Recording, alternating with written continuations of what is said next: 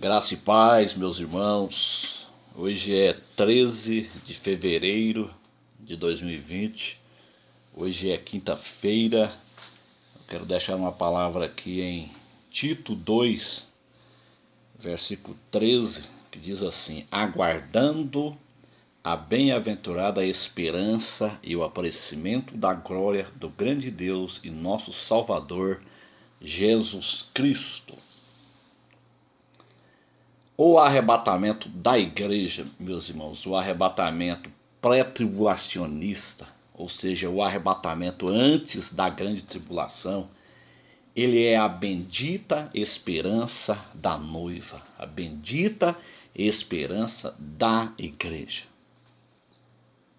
No momento que eu tenho que esperar a chegada de um governo tirano, como muita gente aí está aguardando, as pessoas que não acreditam no arrebatamento pré-tribulacionista, que estão aí aguardando a chegada de um governo tirano, que vai massacrar sem piedade, que vai perseguir os cristãos e vai arrebentar com a igreja.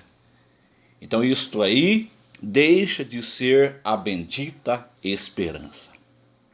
Que esperança tem uma pessoa dessa? Uma pessoa que está ensinando isto. Esse tipo de pessoas estão prestando um desasserviço para a obra de Deus. Estão prestando um desasserviço para a escatologia bíblica. Se eu estou aguardando um governo que vai me espancar, que vai me machucar, que vai me destruir, que vai arrebentar comigo, isso não é bendita esperança. Isso aí é masoquismo. É masoquismo isso aí. Então nós temos visto esta confusão escatológica nesses últimos dias. Pessoas que estão prestando um desasserviço para a obra de Deus. A verdadeira igreja, a noiva de Cristo, a igreja fiel, ela jamais será espancada. Jamais. O noivo, ele vai vir para casar com uma noiva lavada e remida no seu sangue. Ele não vai vir para casar com uma noiva arrebentada, machucada, destruída pelo anticristo. Isso aí é muito incoerente. Então esse texto bíblico que nós lemos aqui, ele só se encaixa em uma vinda iminente. Ele só se encaixa em uma vinda pré-tribulacionista, aguardando a bendita esperança e o aparecimento da glória do grande Deus e nosso Salvador, Jesus Cristo. Como eu disse, se eu estou esperando o anticristo, então isso aí já não é mais bendita esperança. Por quê? Porque o anticristo será um governo que ele não vai ter piedade de ninguém. De ninguém. Então, meus amados irmãos, nós temos que tomar muito cuidado com essa confusão escatológica. Muitas pessoas aí estão abrindo canais aí no YouTube para prestar um desasserviço à obra de Deus. Vamos ficar atentos, vamos viver uma vida de santidade, uma vida de arrependimento, porque a doutrina da iminência é a única doutrina que incentiva o crente a viver em santidade. Porque no momento que eu não sei a hora que Jesus vai voltar para arrebatar a igreja, isso me incentiva a viver santo, a viver uma vida abnegada, uma vida de santidade, uma vida lúcida, uma vida sóbria. E Paulo diz que nós não podemos ser das trevas.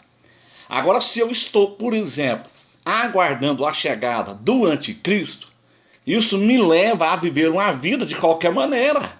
Por quê? Porque esse ensinamento é um ensinamento que incentiva o crente a viver em pecado. Por quê? Porque aí a pessoa está esperando o anticristo manifestar. É muita moleza esse ensinamento. Aí o anticristo se manifesta, faz uma aliança de 7 anos. Aí a pessoa tem 7 anos para se preparar, porque aí Jesus só vai voltar 7 anos depois que o anticristo fazer a aliança de Daniel 9, versículo 27. Então essa doutrina é uma doutrina que leva o crente a ficar totalmente folgado. Leva o crente a ficar totalmente relaxado quanto às coisas de Deus. Por que eu creio em uma vinda iminente? Porque a vinda iminente, ela me incentiva a viver uma vida de santidade. Os marcadores de data também é uma outra heresia que não funciona.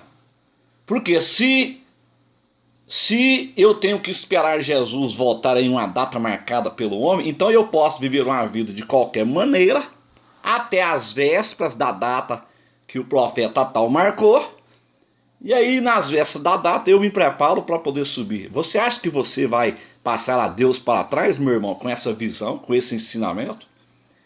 A vinda de Jesus para o arrebatamento, ela é iminente. Por isso que o próprio Jesus disse que ninguém sabe do dia nem da hora. Ele estava falando de uma vinda iminente. Quando Jesus disse vigiai, porque não sabeis do dia e da hora, ele está falando de uma vinda iminente. Porque a segunda vinda não é iminente. A segunda vinda é 7 anos depois que o anticristo fizer a aliança de 7 anos. Daniel 9, versículo 27. Então a segunda vinda, ela não é iminente. Ela não pode acontecer antes dos 2.520 dias. Ela só pode acontecer quando fechar os 2.520 dias a partir da aliança de Daniel 9, versículo 27. Agora, o arrebatamento da igreja é iminente. As pessoas que fazem essa confusão com a escatologia é justamente por causa dessa confusão, dessa doutrina chamada teologia da substituição. Eles não conseguem separar a igreja de Israel. Eles empacotam tudo. Não tem como, meu irmão, você empacotar a igreja e Israel no mesmo barco, no mesmo pacote. A igreja não é Israel e Israel não é a igreja. Então, a bendita esperança da igreja é o arrebatamento da igreja. Se eu estou aguardando ser machucado e espancado, então isso não é bendita esperança. Tem muita gente aí que está muito mais preocupado em esperar o anticristo, está muito mais preocupado em conhecer quem é o anticristo, do que se preparar para o arrebatamento. Parece que as pessoas são apaixonadas pelo anticristo. Tem muitos youtubers aí, com mais de 100 mil, 200 mil inscritos aí, que estão prestando aí um desasserviço para a obra de Deus e são apaixonados pelo anticristo. Eles querem, de qualquer forma, conhecer o anticristo. Meu irmão, essa agenda, ela é sua. Essa agenda de conhecer o anticristo, ela é sua. Porque a agenda de Deus, primeiro virá o arrebatamento pré-tribulacionista. Primeiro a igreja tem que ser removida para que Deus venha tratar com Israel e com os rebeldes na grande tribulação. Deus não vai tratar com a sua igreja na grande tribulação. A igreja já foi tratada na cruz do Calvário. Agora nós temos que viver uma vida santa diante de Deus. Nossos pecados já foi purificado na cruz do Calvário. Então eu não tenho que passar pelas mãos do anticristo para eu poder ser salvo mais não. Deus não vai fazer isso. Deus não vai pegar a sua noiva, que ele comprou com preço alto, com preço de sangue na cruz do Calvário, e entregar ela para o inimigo destruir, não. As pessoas que defendem essa ideia, eles querem dizer o seguinte, que os apóstolos lá da época de Esmirna, a igreja primitiva passou perseguição, foi jogado na arena. Irmão, você tem que entender as fases, as 7 fases da igreja. Nós não estamos mais na fase de Esmirna, nós estamos na fase de Laodiceia. E a fase de Laodiceia não é uma fase de igreja perseguida. A fase de Laodiceia é uma fase de uma igreja rica, de uma igreja milionária, de uma igreja apostata, de uma igreja boiadeira, de uma igreja que tem jato, que tem fazenda. Esta é a fase que nós estamos vivendo. Agora, do meio dessa igreja milionária, tem um remanescente que não se droga ao Baal. E nós somos esse remanescente. A igreja de Filadélfia está nessa fase. A igreja de Filadélfia será arrancada do meio dessa igreja falsa, dessa igreja apostata. Não compare a tribulação que nossos irmãos passaram lá no passado com a grande tribulação escatológica. As pessoas fazem tanta confusão com a Bíblia. As coisas de Deus são tão simples. Deus não é Deus de confusão. Deus não vai jogar a sua igreja na mão do diabo, para o diabo destruir ela, para depois ele dizer assim, vem cá gatinha, como diz Thomas Ice, né? Vem cá gatinha, deixa eu casar com você, todo machucado, no final da grande tribulação. Esse ensinamento, ele é incoerente, e as pessoas que ensinam isso estão trabalhando para o inimigo, estão prestando um desasserviço para a obra de Deus.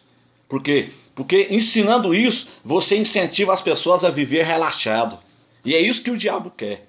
O diabo quer, meu irmão, que você viva uma vida relaxada. Porque aí acontece o arrebatamento pré-tribulacionista, você fica na grande tribulação e você vai aceitar a marca da besta. Lógico que vai. Você que não aguentou 10 dias de greve de caminhoneiro, foi pagar R$ 160 num botijão de gás. Você que pagou R$ 10 num litro de gasolina, você vai aguentar 7 anos de grande tribulação? Deixa de conversa fiada, ninguém aguenta a grande tribulação. As pessoas hoje que reclamam de comer sem carne um dia, que reclamam de tudo da vida, vai aguentar a grande tribulação? Isso é conversa, ninguém está preparado para a grande tribulação. Ninguém. Só o povo de Israel. O único povo que aguenta a tribulação é o povo de Israel. Mas essa igreja gentílica, essa igreja mimimi, essa igreja chorona que só sabe reclamar, fazer campanha de revoltado no monte, porque não pode comer sem carne, vai aguentar a grande tribulação aonde? Os crentes que ficaram aqui na grande tribulação, pouquíssimos vão suportar a luta.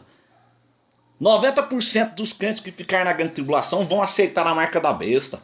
Na primeira chicotada do anticristo. No primeiro dedo que arrancar de você, você vai aceitar a marca da besta.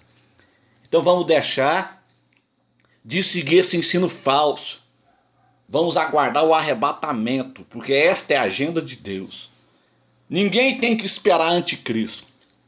O anticristo, ele só vai vir depois do arrebatamento. Esta é a agenda de Deus e ponto final. Não adianta insistir com outro tipo de ensinamento. Quem faz isso está prestando um desasserviço para a obra de Deus. Que Deus abençoe a todos, que tenham todos uma ótima quinta-feira na presença do nosso Pai Celestial. Deus abençoe a todos, em nome de Jesus.